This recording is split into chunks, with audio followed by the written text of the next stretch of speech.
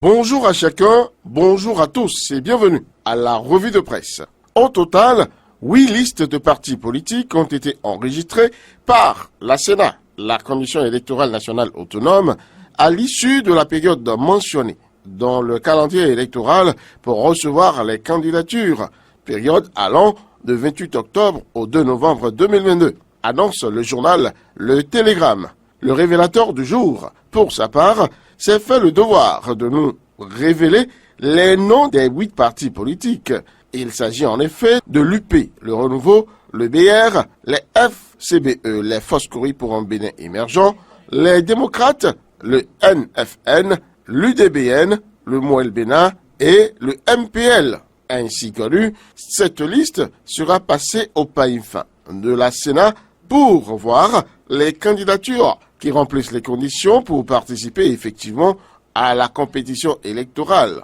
Mais avant cette étape, les écrivaillons, comme à leurs habitudes, excusez l'expression, ce n'est pas méchant du tout, ont fouiné pour nous révéler la composition de certaines listes. Ainsi, la boussole rapporte que Robert Togbian et Koraya Rosime ont été commis pour assurer la razzia pour le bloc républicain dans le Nord Bénin. Christelle Runonbo Alioza, elle, est positionnée à Cotonou derrière Joseph Djogbenou qui conduit la liste UPR dans la ville département du littoral, annonce les 4 vérités. Cette même Christelle Runonbo a été mandatée par son président pour suivre le processus électoral au niveau de la Sénat, a chopé le leader du jour.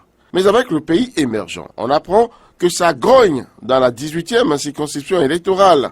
En cause, l'ancien ministre Kakpo Maouyon de Bokpa, positionné deuxième titulaire sur la liste UPR, Union progressiste Le Renouveau.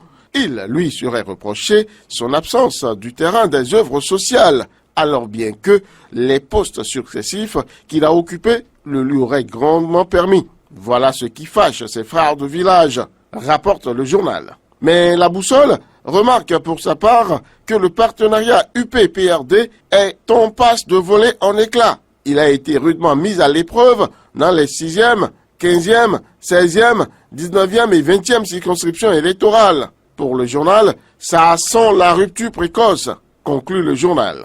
Laissé sur sa faim, l'affiche du jour, sentencieux, conclut que malgré toutes les professions de foi, le rajeunissement de la classe politique béninoise demeure, à l'issue des positionnements, un rêve étranglé. Oui, parce qu'il y aura eu beaucoup de promesses, mais les vieux bruscards de la classe politique nationale s'accrochent tels des geckos et ne veulent rien lâcher. Mais à contrario, la Nouvelle Tribune note quand même un premier pas vers des élections inclusives. Ce journal note des prémices pour voir donc des partis politiques de l'opposition prendre part à cette élection. Quittons les bords des élections législatives pour ceux des finances publiques béninoises. À ce propos, le matinal annonce un accord de 140 millions de dollars entre le Fonds monétaire international, FMI, et le Bénin. Ceci est le fruit des avancées notées évidemment par le Fonds monétaire international, rapporte La Nation.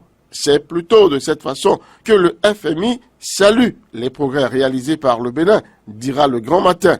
Mais à présent, une information de taille que nous apporte le justicier. Savez-vous que beaucoup de nos concitoyens béninois quittent les grandes villes pour nos villages? Une sorte d'exode, en fait, des villes vers les campagnes. La cherté de la vie leur indique le chemin à suivre pour survivre. Cela s'appelle, en bon français, propose le journal, la migration intérieure. Une migration en pleine expansion au Bénin à cause donc de la cherté de la vie, note le journal Le Justicier. Finissons cette revue par cette nouvelle publiée vendredi par Nord-Sud Quotidien qui va réjouir les amateurs béninois du cuir rond.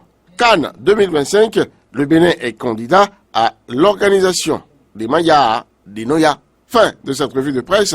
Merci à chacun et à tous de l'avoir suivi. Peggy Ludovic Dagba, rendez-vous dimanche prochain.